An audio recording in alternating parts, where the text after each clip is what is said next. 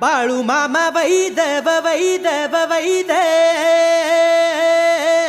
हो, त्यानं मेंढ्या केल्या पैदव पैदव पैद हा.